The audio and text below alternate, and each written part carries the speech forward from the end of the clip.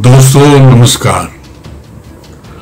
आज हम बात करेंगे उसी धरती की, उसी मुल्क की जिसे पाकिस्तान कहते हैं, जिसे एक लूटा पिटा जहान कहते हैं।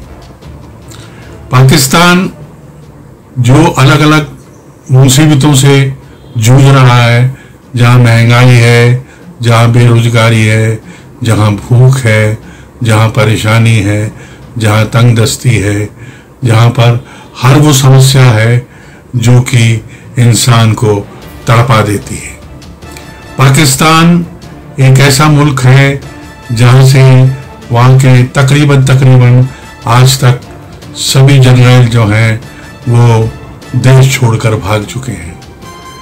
चाहे वो मुशर्रफ हो जो अब दिवंगत हो गए, वो भी मुल्क छोड़कर भाग गए थे।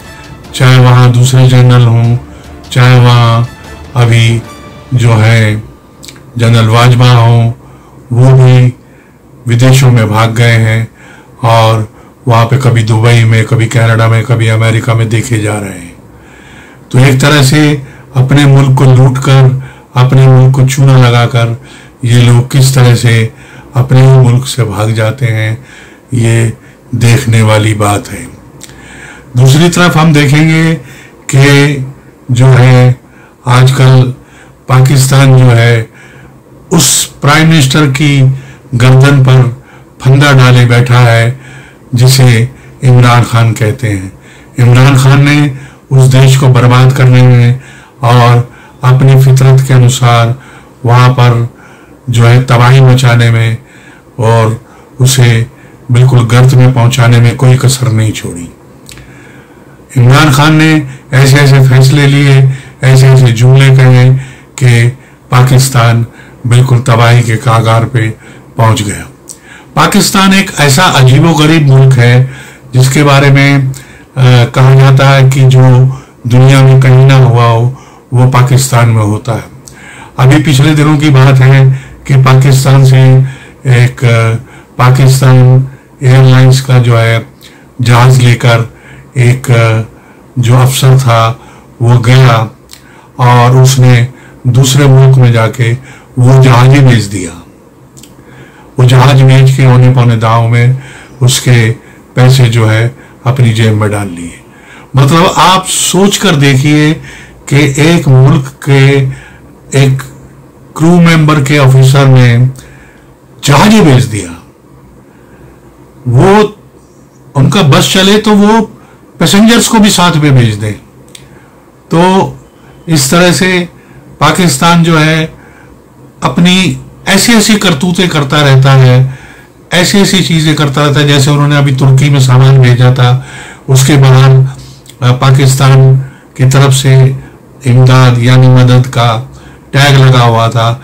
जब तुर्की वालों ने सामान खोला तो अंदर तुर्की का टैग लगा हुआ था और जिसमें लिखा था कि पाकिस्तान के बाढ़ पीड़ितों के लिए ये मदद है।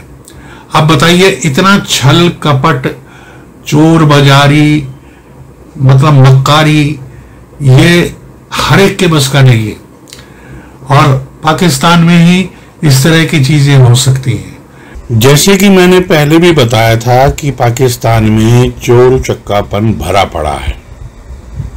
पिछले दिनों की बात है कि वहाँ के जो पूर्व प्रधानमंत्री इमरान खान हैं, उन्होंने वहाँ पर गिफ्ट में मिली हुई घड़ियाँ जो हैं वो जो कि तोशाखाना में, मतलब तिजोरी में, वहाँ सरकारी तिजोरी में जमा करानी होती हैं, वो हजम कर ली और उन्हें बेच के खा गए।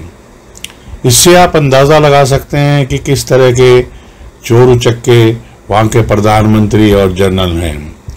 अच्छा, दूसरी चीज़ एक और हुई है कि अब जो है उन पर गिरफ्तारी की तलवार लटक रही है और उन्हें कभी भी गिरफ्तार किया जा सकता है क्योंकि उनके खिलाफ गैर जमानती वारंट इशू हो गए हैं। तो ये हाल पाकिस्तान का है। पाकिस्तान में ही इस तरह की चीजें हो सकती हैं। पाकिस्तान एक ऐसा मुल्क है जहां पर किसी भी तरह का फ्रॉड करना बहुत आसान होता है। नकली डिग्रियां, जाली डिग्रियां, विदेश में भाग जाना, तो ये सब चीजें जो है पाकिस्तान में आम है। और फिर उसके बाद कहते हैं कि हमारे लोग जो है बाहर तरक्की क्यों नहीं करते। वो तरक्की करेंगे कैसे?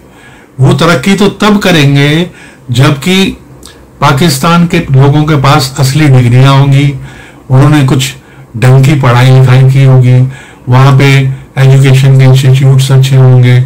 लेकिन वहां तो कुछ भी नहीं है, वहां तो लूट मार है, वहां तो छल कपट प्रपंच है। तो ऐसे मुल्क का क्या हो सकता है?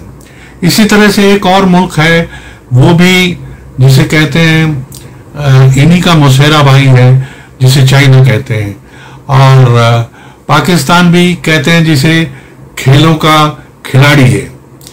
उसने अभी क्या किया है पिछले दिनों कि जो कर्जा उसने लिया था वो कर्जा उसने कुछ हद तक चुकाया, जो एक उसका पार्ट चुका दिया देशों को, चाइना को और कुछ देशों को, और उसके बाद फिर उन्हीं से कर्जा ले लिया।